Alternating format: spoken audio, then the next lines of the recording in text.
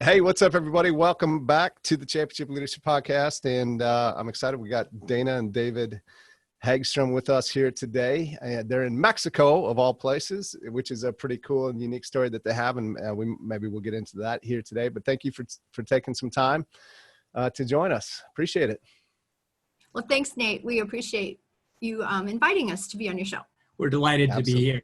Absolutely. And so I'm going to start off with the question that I almost always start off with, which is the Championship Leadership is the name of the podcast. What comes to mind, or what does championship leadership mean to you guys? That's an interesting one because leadership has been a part of my life for many years as a pastor leading a congregation. And yet I think I always learned about leadership from so many of the business leaders that were in the congregation, and leaders in sometimes in politics and other areas as well. And it's great to be part of a community where you can sort of feed on one another and build each other up and learn from each other's gifts. Yeah, absolutely. Yeah. Yeah, that's interesting, right? You learn just as much as from those in your congregation as they do for you, or maybe sometimes you feel like you learn even more from your congregation as maybe sometimes they do from you as a pastor. It definitely goes both ways. Yeah. What about you, Dana? What comes to mind for you? Leadership is one of those things that people are always looking for. And I've never really thought of myself much as a leader, but I'm more of a follower. But I think we have started developing our business, and I have been pouring into myself and taking a different look at things. Being a paralegal, you're always underneath the attorney. You're always doing everything you can to make them look good as a leader. Yeah. And so it's hard for you to, step into that leadership yourself. So I think for me, it's been a great journey, and I feel so much stronger about where I am today from what we've learned in building our own business. Yeah, absolutely. And, I think there's a lot to be said, right? As great leaders also, at times need to be great followers as well, right? Kind of know when to step aside and let others lead and their strengths or your strengths, your weaknesses, and to utilize everybody's capabilities the best. Exactly. So why don't you guys tell us, I know you told me a short little story. I usually do ask where people are from, and you said Mexico. And I was like, did you say Mexico or New Mexico? And no, Mexico. And so you guys live there full time, but yeah, maybe just tell us a little bit about your story and how you the path that you've taken to get where you guys are today. And maybe tell us a little bit more about actually, to the listeners, what it is that you are doing today inside of your business and life. Sure. Well, first, how we got here. I was executive pastor in a huge church where I was in charge of helping with long-range planning and coaching other staff members. And then they changed their staff model, and I was downsized. And while you may think of a pastor as a pastor doing the same thing wherever they are, not so. I'd grown into a very specific role. And when I was downsized at 58, all those leadership roles that I was used to stepping right into, I found out were not as open to somebody at that age. Yeah, okay. And so I ended up serving in a small rural congregation, or a small town congregation, I guess they would call themselves. And I felt completely like a fish out of water. And after a few years there, felt like I'd given about all I had to give. Yeah. And so one night I was looking over the figures in our pension account, and I figured out we still needed to work another 6 to 8 years. Mm-hmm. And I went to Dana in frustration and told her that, and added somewhat flippantly, unless we just retire now and move to Mexico. And yeah, that I didn't know he was joking. I did know how frustrated he was. Yeah. And, Yeah. and, you know, I loved my job, but I was Yeah. commuting, you know, 30, 40 minutes one way Okay. Yeah. in country roads. And during the Uh-huh. winter, that was horrible. So, and we were coming up on winter again. So when he said move to Mexico, I'm like, hey, let's check that out. That's such a bad idea. Yeah. Yeah. And, you know, I had, if the congregation couldn't pay him, they were struggling. What were we going to do? Sure. Because we were 4 or 5 years down the road from when we have that position. And, but who's to question why God puts us where he puts us? Well, within a year, we were here in Mexico. That's great. And where were you guys? You said winter. Where were you located before you moved? Iowa. Iowa. Midwest. So, okay. I'm not too I grew far up from in Iowa. Minnesota. What's that? I grew up in Minnesota, Where at? Maplewood. Maplewood. Okay. I went to community college at Bloomington at Normandale. Okay. Yeah. And I live in just outside of Rochester right now, so not too far from Iowa. So small world. Well, you know, yeah, you just mentioned something, right? Like, I don't know, sometimes we don't exactly plan out our life, our life definitely doesn't happen the way we like to plan it out sometimes. And what were some of maybe the lessons that you did learn from being downsized? That's also something that I don't necessarily think of inside of a church, but I guess there's no reason it wouldn't happen there. Just like any other business, a church essentially is a business, right? And with probably a much greater purpose. But what are some of those lessons that you can learn, especially as a leader, and maybe just tell us, yeah, now what are you doing? Who are you serving now? How does that help what you do today? Right. Well, as I think about the transition, it wasn't easy, and it even wasn't that easy to retirement. That we moved here, and then I would say for the first few months, I had a little bit of depression, feeling like now I was sort of put out to pasture. Yeah, right. But then, you know, it took a little while, but then I said, okay, I've still got some significant gifts to give, and I'm still young. Mm-hmm. And so what can we be doing here? And we had already started blogging when we were back in the parish. Okay. And we had 2 blogs going at the time, one about learning a language and one about the journey to retirement. When we got here, well, you were already doing some network marketing, and we picked up another network marketing company, and we were doing some affiliate marketing on the side along with that,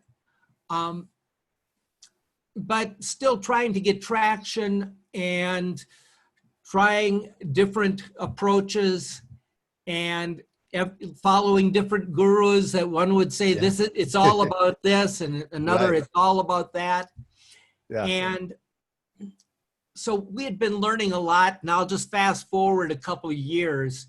And I remember one night sitting in a hotel room with some mentors of ours.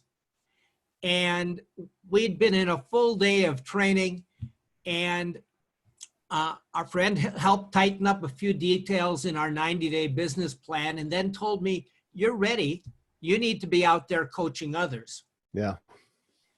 And I certainly didn't feel ready, and really had not thought about that. Yeah. And yet, in retrospect, I realized how on target he was. That, yeah, my gifts for strategic planning had led me to serving as executive pastor in that huge congregation and, right, coaching other staff members. And the biggest thing I'd learned in online marketing was how to apply my gift for strategic planning in a new area of business. Mm.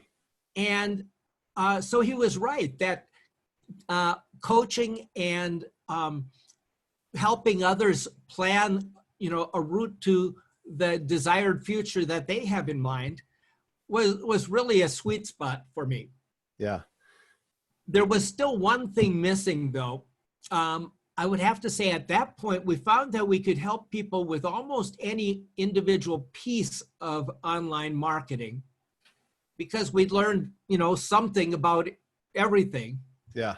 But it was still sort of hit and miss which piece to work on when. Yeah.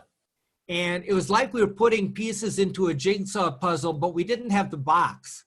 We didn't know what the picture was supposed to look like when we were done. Yeah, right. And I can almost pinpoint a day when that picture came into focus. Yeah. And from that point on, we could go run through a list of questions and be able to help people to say, okay, this is what you need to be working on now at this stage in your journey. This is where you need to focus. And once you get that step in place, we'll worry about the next one. Yeah, because so many people get stuck. You see that all over the place. People, try this and nothing's working and they get frustrated. And we were there. Mm-hmm. But thankfully, we had those mentors and guides that were saying, hey, you are on the right track. You're going to figure this out. Don't give up. Yeah, those are the people we're looking for that are feeling either overwhelmed or there's a piece missing in what they're doing, or for one reason or another, they've gotten to a certain point and they're stuck and they not sure what's missing. And we've learned how to help people get unstuck. Yeah. And as you know, it's more about asking the right questions than having all the answers. Yeah, absolutely. And yeah, so who specifically do you guys help out? We help out online marketing solopreneurs that are seeking to break through to positive cash flow and liberating profit. Great. I love it. And then Dana, now you said you also do some time management as well? I do. And how did that come about? Where did that come from? That came from a coach mentor of mine who asked the question, coaches ask questions to get what's inside. Absolutely. She's like, what do people always tell you that you are good at? And I had to think for a minute, but all of a sudden it was like a light bulb went off, an aha moment. It's how do I manage my time? I can remember, juggling as a pastor's wife. I mean, that's a crazy life all in itself. But when you have children, you have a full-time job, you have a commute, you have a piano studio, because I teach piano. Wow. You're trying to build an online business and volunteer. Volunteering, you name it. And I had a husband. I had a pastor who I had to support, right? So, but I did it all. And people always say, how do you get it all done? So that was a common question. That was my sweet spot. And so sense. I can take what people are struggling with, feeling they have no time, and feel like we kind of manufacture some time just by optimizing the pieces and reevaluating and prioritizing. And there's all kinds of strategies, but that gets me all jazzed. I love it. I love it. So, well, you've mentioned this, a few times, and I do typically ask this question.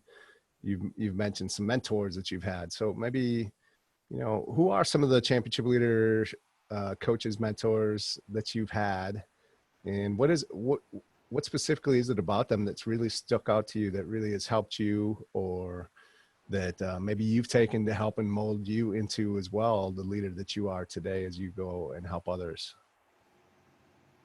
I don't know who wants to start off on that one.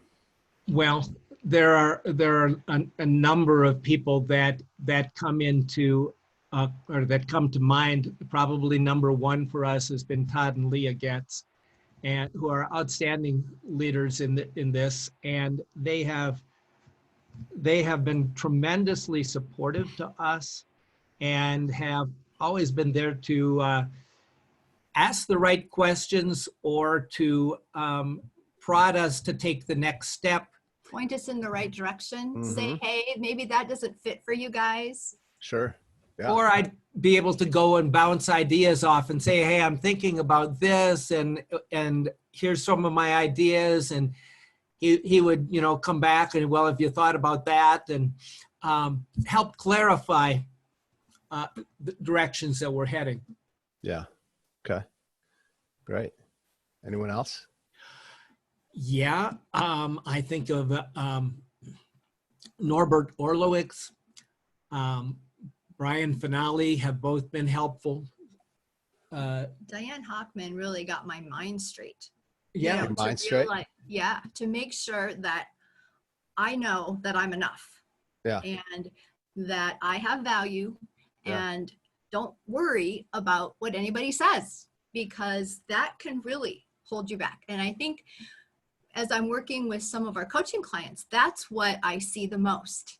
That's It's a big like, one. Yeah. It's right up there, isn't you know, it? that was me. Yeah. And so I think that's what I've attracted. And now Sure. I'm like, okay, I've turned the corner. I need to help them turn the corner. Yeah.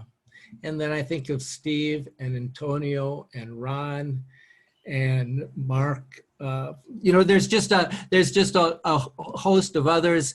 And then you think of people, the big names out in the space. Russell Brunson is a guy that, you know, if he writes it, I want to be out there reading. And Did you get your copy of Traffic Funnels? I'm waiting. I got my Kindle copy. I just got mine like 2 days ago. So I just got a mine. copy. Mine's coming to Mexico, so it'll take a little few Right. extra days, I'm sure. But Right. We got the shipping notice, but Yeah. Russell's not a great exactly guy. sure. It's probably at the border. Yeah.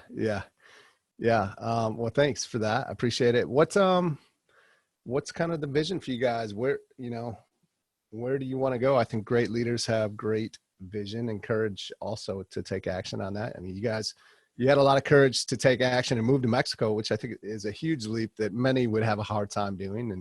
And you've done it quite successfully. But yeah, what's kind of the vision, the impact that you guys want to make, maybe even near term, next 5-10 years? Yeah, you've got a longer frame of reference probably than I do at this point after retiring a few years ago. But we always think Well, of you're not ourselves really as- retired, right? No, no. that's true. That's true. Exactly. We're the vintage models. So. That's good. Well, wisdom, lots of wisdom and Yes. experience Yeah. that people need help with. My focus is really on the one-to-one coaching, but we also do group coaching.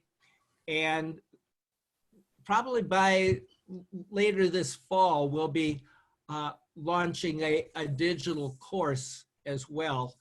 We have a couple small digital courses out there, but this will be our big one that'll be coming out that sort of covers the whole journey into online marketing, and covers 3 phases. The first one is building your foundation for success, answering basic questions like, where are you headed? What's the problem that you solve for someone else? Who is your biggest fan or ideal client? And then how are you going to make money doing that? For example, this last week, I was talking to one of our clients who said she was so frustrated, wondering how she would ever reach her monthly income goal. And I asked her, well, how much money do you make per transaction or per sale? Mm-hmm. And that was $5. And I then asked her, okay, then if that's how much you make, or how much you make per transaction, how much are you intending to make per month, and how many sales do you need to make per month for that to happen? Yeah. At which point she said, "Oh, that's impossible." And I said, "That's right. Yeah. That's a nice, tripwire product, but if that's your core offer, you're not going to make much money." Right. Yeah. And you found out one business model that doesn't work. Now let's try to think about that and find one that does work. Mm-hmm. Well, then the second stage is designing their pipeline for profit.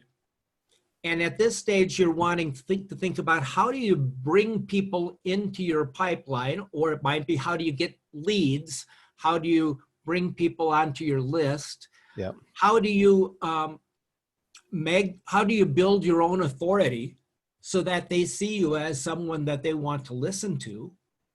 How do you nurture them step by step to the place that they're ready to make their first purchase? And how do you get them to make that decision? And you've got to have the pieces in place in your pipeline to lead people through that whole journey. It's not just you meet a new person and you say, hey, want to buy this? That, yeah, right. there's a lot of steps in between of building that relationship. And then once you've got that system all in place, well, then you can think about things like building traffic on social media and getting a flow of leads going, and then perhaps podcasting or making YouTubes or blogging or some way of putting content out there to continue building your authority in the marketplace. At some point, you may get to the place where you're ready to move into paid ads. Mm-hmm. And then you always need to be thinking about how do you go back and optimize each piece of that funnel. Yeah. Because time and again, we find ourselves going back and saying, okay, who is our ideal client again? Can we get any clearer on that? Yeah. And it's those basic questions rather than the fancy technical things that seem to move the business forward most. Yeah, absolutely. Right. What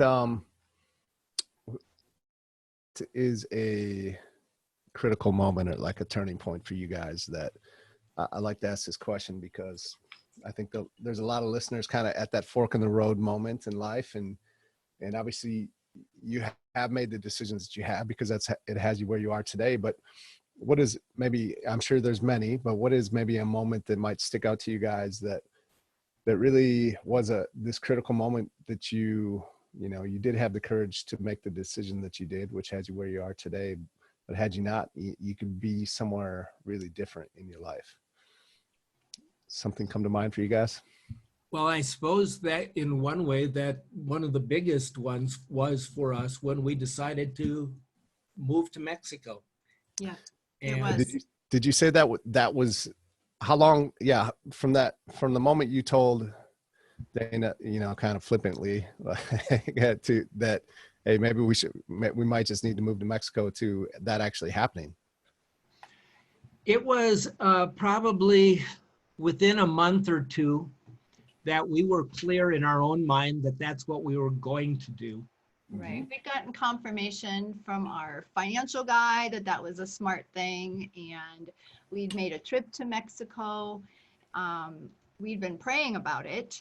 Sure. And all the pieces were just falling into place. And I found somebody that helped people with that particular transition to being an expat living in another country, who had written out a series, and I can't remember if it was 40 emails or something like that, where they told you, do this today, and and then the next day do this, and led you through the, getting your passports and visas in place, downsizing your possessions. Just the rules for entry. We had pets, and if you had at least coming into Mexico, over 3 pets, then you had to have all these things for the vet to do. If it was under, they weren't going to pay attention. Well, they still needed a certificate. A certificate from the vet, but the 4th one, they were adding a fee. A fee That's as right. well. That's right. Okay. Yeah. So it was really helpful to have that sense that we had a professional helping us we invested and in that course. I don't know if we even knew that there was where the Mexican embassies were in the United States. Right. Or that we would even have to go to one. Can't you just pack up your stuff and go? Yeah. Yeah. So, it was interesting to find there was someone whose mission in life was coaching people through that transition. Yeah. I mean, it makes sense, but yeah, I guess I wouldn't have thought of that, but it definitely makes sense that there is somebody out there doing that. Yeah. Yeah. Mm-hmm. That's interesting. Yeah. So, so you definitely did your homework, and I think sometimes there's a great book. I don't know if you've ever heard of it, by Terry Looper. It's Sacred Pace. And, I don't know, kind of feel like that's what you guys are saying. You definitely went through this pace, and you prayed, and you did your homework, and you found somebody to help you through the transition. And so it wasn't like, I feel like this is what I got to do. And then you just go do it kind of with a hope and a prayer. Right. But you did some homework, you took some time, you really made sure that it was the right thing to do. And because of all of that, it has worked out. So yeah, it's been a good thing. Been a good thing for us. mm-hmm. And, I've heard a lot of people say that if you move to Mexico, you have to know you're moving to Mexico. It's another country. Yeah. And yeah. if you're expecting it to be like the United States, you're going to be sadly disappointed. Right. There's a lot of things that are different. Yeah. And if you can embrace it, it makes all the difference. Yeah. Yeah. I imagine. And so we've seen people that have come down here and been very disappointed and gone back. Okay. And we've seen others like us that have come and been quite happy. Yeah. But yeah, are there things that we miss? Yeah, not having to stand in line for, at the bank or. There are. Yeah. And yet we love, for example, getting all our groceries at community markets. When they come back open again. Yes, yeah. Right now is a strange time having to get things from a grocery store. Yeah. I appreciate you sharing that. It's great. I think it's good for people to hear that, and the different situations that people go through, and how they make their decisions, and how they make those moves inside of those moments. So appreciate that. As we wrap this up here, what is one or two things that you guys, if you could leave with the listeners, that if they were to implement today would help them move forward today in their life? Okay. Well, one of the big things that I would say is that when you hear what you need to be doing, check out the details, but then get out there and do it. And do it. Yeah. And I'll give you an example. 25 plus years ago, I took a year off and spent a year studying guitar in Hollywood. Really? And it was quite an experience. That's awesome. And I intended that after that year, I would continue focusing on jazz improvisation. But I was always too busy. Yeah. You know how work is. Yeah. And a pastor's works is pretty all-consuming. Yeah. And frankly, my skills slipped from lack of practice, and with it, my enjoyment of playing. And then I saw an online course advertised that was exactly what I needed: a chance to review the basics of jazz guitar improvisation and take it to the next level, along with a group and led by an outstanding jazz guitarist that I really respect.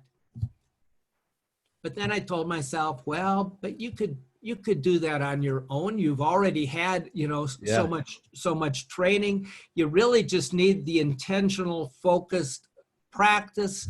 In my head, I knew most of the concepts. It was a matter of getting what was in my head into my ears and my heart, and eventually into my fingers for playing.